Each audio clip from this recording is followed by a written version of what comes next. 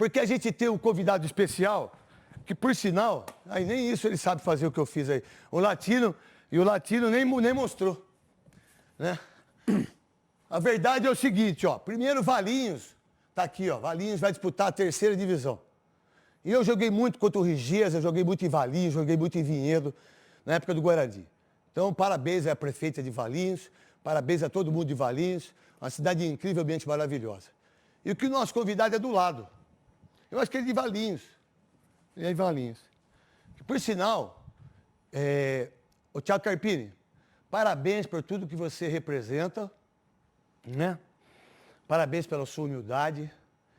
Parabéns por você ser esse moleque incrível, moleque no sentido legal. Que todas as vezes que eu falei com você, eu sempre disse que você, o Zanardi, vocês vão estar lá no topo, não vai faltar muito tempo. Você, graças a Deus, com esse primeiro título, você está em Valinhos? Neto, boa tarde. Obrigado mais uma vez pelo espaço, pela oportunidade. Eu já tô em casa. Acabei de chegar na verdade, cheguei em Souzas, né? Agora eu sou de Valinhos, natural de Valinhos, mas hoje eu moro em Souzas. Você conhece bem também. Meu escritório é em Souzas é demais, né?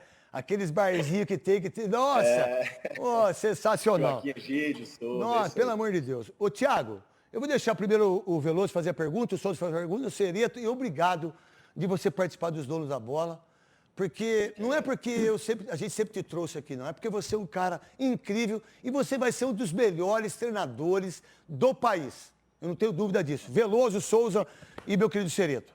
Ô, Carpini, boa tarde. É um prazer falar contigo. Parabéns pelo título. Foi um jogo realmente muito bom hoje, de muita qualidade, força física. E nos pênaltis prevaleceu aí a sua equipe. Eu queria saber como que era e como que está a sua expectativa com relação a esse ano, né? Porque você começa o ano no Juventude, né? Teoricamente seria o treinador do Juventude durante a temporada, aí vem o Santos, não dá certo, vem o São Paulo, você chega e começa um trabalho maravilhoso no São Paulo, né? Quebrando um tabu que já durava 10 anos, vencendo o primeiro título da Copa dos Campeões para o São Paulo, Campeões do Brasil do São Paulo, e para você também o primeiro título. Quero saber se você, em algum momento, imaginou que seria um ano tão diferente assim na sua carreira, que iria te colocar no cenário nacional do futebol. Veloso, boa tarde. Né? Obrigado, prazer falar com você sempre. Quando acabou o ano de 2023, eu pensei comigo mesmo, eu compartilhei com algumas pessoas próximas e muito com a minha família, que foi um ano fantástico na minha vida. Né? O que aconteceu no Água Santa, na Juventude, um ano que, apesar de não ter tido uma conquista efetivamente de um título, foram 2 vice-campeonatos que valeram quase que um título pelo tamanho do que representou para o Juventude e para o Água Santa. E a expectativa era como seria o 2024 depois de um ano tão bom. E aí surge uma grande oportunidade, né, do São Paulo. Eu acho que o ano começou melhor do que eu esperava, né, um grande desafio. Como você mesmo falou, surgiram outras possibilidades, mas não me senti confortável e seguro naquele momento em dar o próximo passo. Eu sempre achei que o próximo passo na minha carreira era o mais importante. E isso precisava ser de maneira planejada, programada, equilibrada, como tudo que eu procuro fazer na minha vida. E o São Paulo eu não tive dúvidas, né? E eu acho que o início agora foi mais do que o esperado, sem dúvida, né? É uma semana importantíssima, quebra de tabu, vencer 2 clássicos com essa representatividade, né? Uma quebra de tabu e um outro clássico que nos valeu um título de um trabalho que foi construído pelo Dorival Júnior lá atrás, por todo esse elenco do São Paulo, pela sua diretoria, e eles me permitiram fazer parte desse momento. Eu acho que o ano ele começa a ser planejado para mim de agora em diante, Veloso, porque de uma coisa a gente tem que ser muito sempre pés no chão, né? Nós poderíamos estar aqui hoje, depois de uma semana, se não fosse com os resultados tão bons, com outro discurso. Então, clubes do tamanho do São Paulo, a gente, claro que temos os nossos planejamentos, nossos objetivos dentro do ano, mas a gente está vivendo jogo a jogo, competição a competição, e eu acho que é dessa maneira que a gente vai consolidando o trabalho e as nossas ideias. Tem o gol último pênalti para mostrar pro Thiago Carpini? Bota para ele ver aí. Bateu, defendeu! Rafael! O São Paulo é campeão da Supercopa Rei!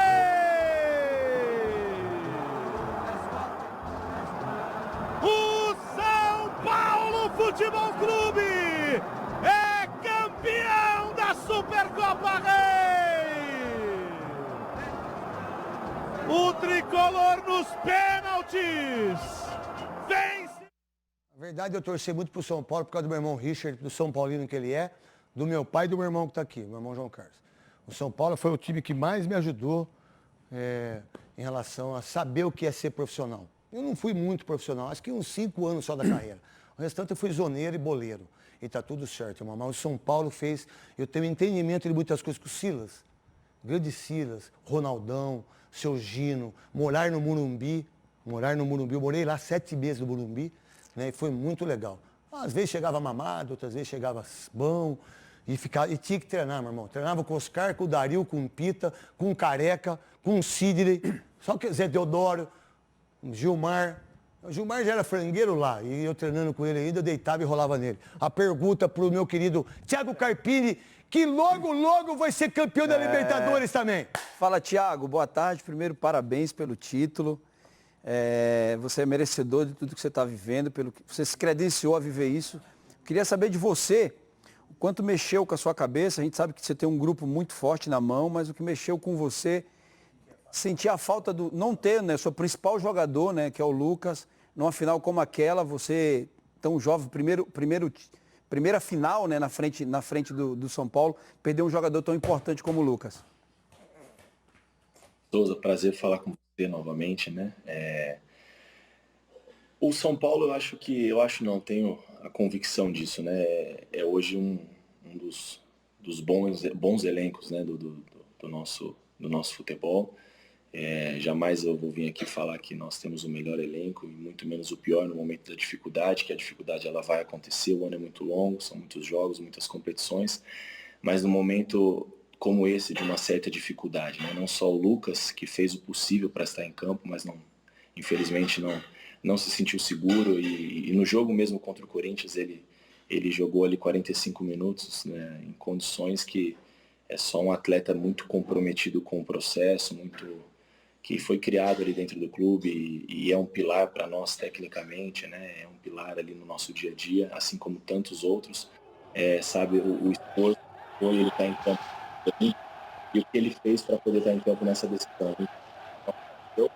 Mas, por outro lado, nós temos um elenco forte, qualificado e oportunizou, né, que outros atletas pudessem ter oportunidade. Então, foi um cara que pouco talvez tenha contribuído em alguns momentos do ano passado e, enfim, não sei por que questões, né, mas eu vejo hoje que nós estamos conseguindo também recuperar alguns atletas que estavam um pouco sem espaço, né, procurar soluções dentro do nosso elenco. Nós temos um grupo muito forte, o São Paulo se reforçou bem, eu acho que qualificou ainda mais o que já era bom, sem contar todo o trabalho, todo o legado deixado pelo Dorival. E vale ressaltar também, Souza, o que foi o Rafinha para nós, né? O Rafinha não tinha condições de estar em campo, né? Assim como o Lucas talvez um pouco mais grave, mas o Rafinha jogou ali 50, 60 minutos, cara, na superação, no limite, querendo fazer história. Um cara assim como o Lucas, que viveu momentos incríveis na carreira, ganhou tudo, e eles sabiam da importância que era esse título para o São Paulo, esse título para eles, para a continuidade do nosso trabalho. Então, eu me sinto muito privilegiado, né, de comandar esses caras tão vitoriosos e tão comprometidos com o São Paulo e com tudo que nós planejamos para esse ano de 2024. Deixa eu mostrar só uma imagem sua, muito legal, que os jogadores vão lá e esse foi o título mais importante para você, e aí eu queria que você falasse sobre isso também, o Sereto vai fazer a pergunta. Tem a imagem para mostrar para o Thiago Carpini? Deixa ele falando. Aí, ó. Essa emoção, qual a emoção que passa em você ali, com 39 anos, menino ainda, e que você já é um grande treinador? Não precisa ter 80, nem 50, nem 60. Você pode ter 40, 20, depende. Precisa ser bom. Você precisa ser bom. Se você é bom, não importa a idade. Essa relação aí, com pouco tempo que você tem, eu queria que você falasse sobre isso, dessa imagem, depois o Sereto faz a pergunta para você, Thiago Carpini, o dono de Souzas. Neto, essa é uma imagem que vai ficar marcada na minha vida, né? A primeira vez a gente nunca esquece, o primeiro título frente a um clube desse tamanho, dessa grandeza, vocês sabem bem, você teve a oportunidade de estar no São Paulo, Souza de conquistar títulos também no São Paulo, o Veloso na sua carreira defendendo outra equipe, né, o Palmeiras. A gente sabe como esses momentos marcam a nossa vida em tão pouco tempo, eu me senti muito abraçado por esses caras, né? Eu encontrei um ambiente muito leve, de muito respeito e de muita competitividade, né? Por mais que a gente tenha toda essa alegria, a gente sabe que internamente existe uma competitividade, todos querem participar, mas acima disso existe um respeito muito grande, né? Então, o que a gente tem de melhor no clube são as pessoas, né? Esse grupo é fantástico, eu me senti muito à vontade, parece que eu estou no São Paulo há muito tempo, e como você falou, a capacidade ela não está atrelada à idade, à liderança. Nós temos, claro, uma hierarquia dentro do clube, mas a hierarquia ela é conquistada com respeito, com ideias, com convencimento. Não a todo momento ela tem que ser de uma maneira impositiva, pelo menos é o que eu penso. E eu acho que essa imagem ali, além de uma gratidão, mostra um respeito que nós temos um pelo outro, com tão pouco tempo de convívio. E o nosso ambiente é muito bom. São Paulo se constituiu uma família e hoje eu faço parte dela. E eu acho que esse é o diferencial do São Paulo na temporada, além da nossa capacidade. E a torcida do São Paulo tá voando, hein? Vamos lá, Sereta, pergunta de Itapira para Souza. Thiago Carpini, parabéns pela vitória, parabéns pelo título. Queria que você falasse um pouco do Muricy Ramalho. Quando você chegou no São Paulo, você falou sobre que gostaria que o Muricy fosse o Tele Santana na tua vida, né?